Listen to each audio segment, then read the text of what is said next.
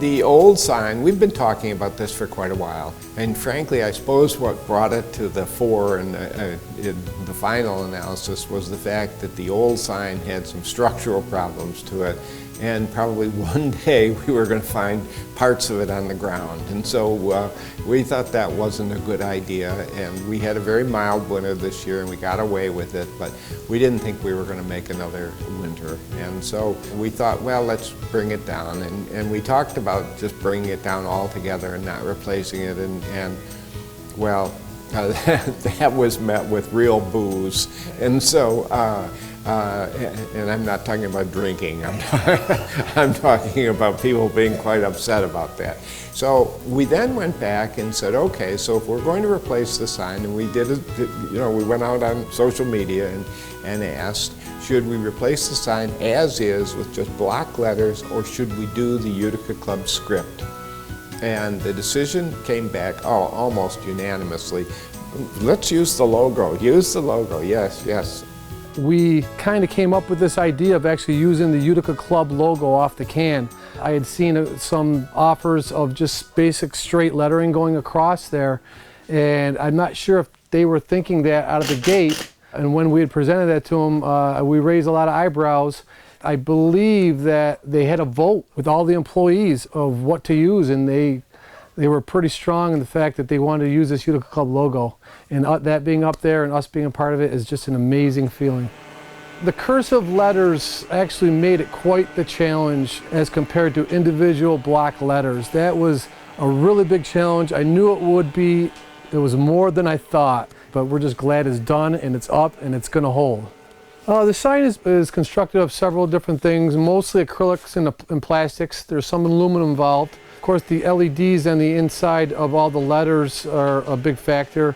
Another thing is the perforated film, which is called dual color, which allows the light to shine through at night. And of course, during the day, the letters will be standard red. Acrylics are amazingly durable as far as sun, snow, ice, etc. They'll last the test of time. They'll be here longer than you and I. Inside the sign is all LEDs that are changeable as far as color is concerned. The brewery is going to keep it a standard red at most times. When there's a special event, a holiday, they're going to hit some buttons and they're going to see some different colors. They can do blinking, they can fade in and out.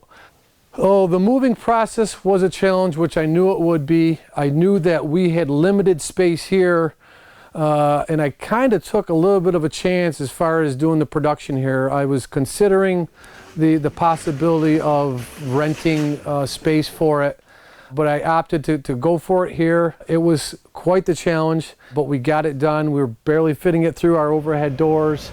I got to give kudos to Rigall and their team, along with Dan over at the brewery for their assistance in getting these moved over there and getting them up in the air. Lifting of the sign onto the old rack there, which old kind of somewhat became new, they had a lot of replacement steel on that. We had, you know, several parties over there working together.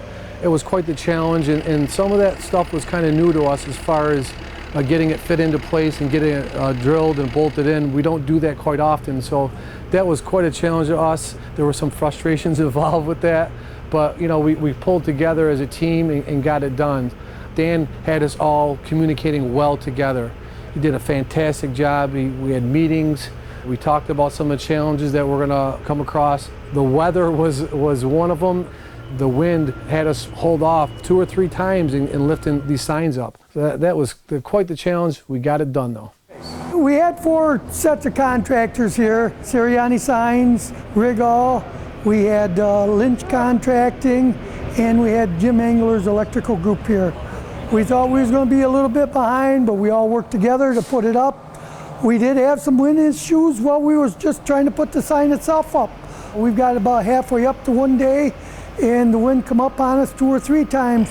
Eventually we had to take it back down.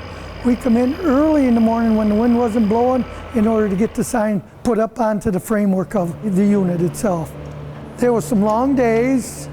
I couldn't believe all the contractors all working together, all working for the same cause, and the cause was getting the sign up there on time and left for the party.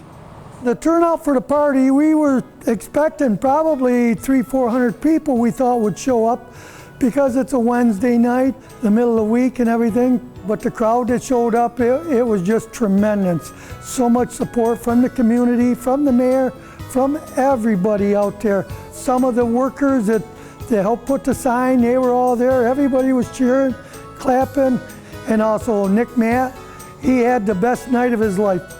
I think everything went very well that night.